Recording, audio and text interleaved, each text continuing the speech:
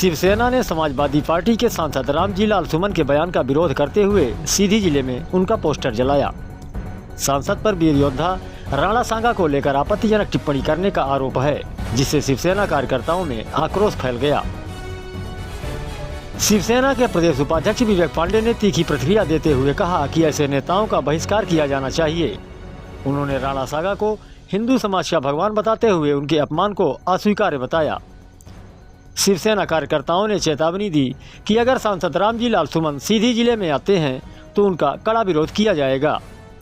प्रदर्शनकारियों ने जमकर नारेबाजी की और उनके खिलाफ सख्त कार्रवाई की मांग की। इस विरोध प्रदर्शन में शिवसेना के कई वरिष्ठ नेता शामिल हुए।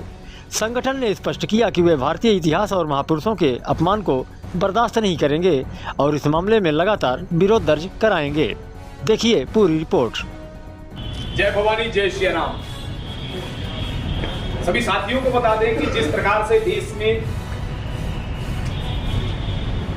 समाजवादी पार्टी के एक सांसद ने जिस प्रकार से एक बयान दिया हमारे वीर पुरुषों के बारे में, जिनके बारे में इतिहास इन कुत्तों को नहीं पता है, इन कुत्तों को यानी समाजवादी पार्टी का वो सांसद जिसने राणा साहब के बारे में गलत और अनर्गल टिप्पणी की, और आज उसी का विरोध हम सीधी जिले के मध्य प्रदेश से रहकर यहाँ विरोध दर्ज करते हैं। और साथ ही ऐसे तुच्छों का अगर कभी भी मध्य प्रदेश की धरती पर या सीधी जिले की धारा पर आगमन हुआ तो उनका स्वागत भी हम अपने जूतों से करेंगे। और ये जूतों के योग्य तो नहीं, जूते भी गंदे होंगे।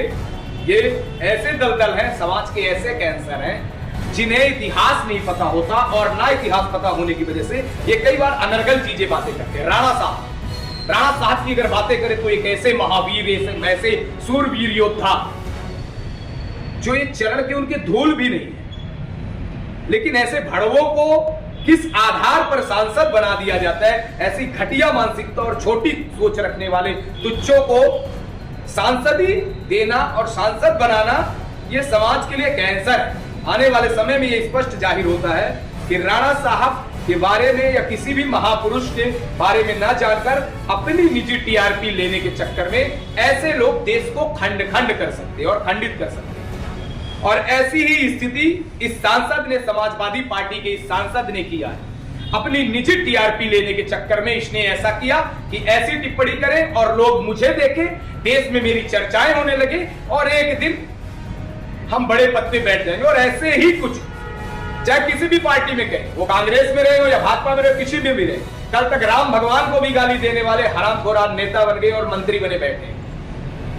ऐसे ही तुच्चे जो महावीरों को गाली देते हैं और बाद में सियासत के निजी फायदे के लिए वो किसी न किसी ऐसी कुर्सी पे चले जाते हैं और उन्हें जनता जो है तो मंत्री बनाए कुछ भी। लेकिन ऐसे तुच्चों को आज जानने की जरूरत है। आप कुछ कर नहीं सकते, लेकिन राणा साहब के बारे में, महाराणा प्रताप के दादाजी राणा सांगा जी, जिनके बारे में कुछ पता नहीं है, ये बोल तो देते हैं। इसने बोला इब्राहिम खान को हराने के लिए बाबर को लाने वाले राणा सांगा।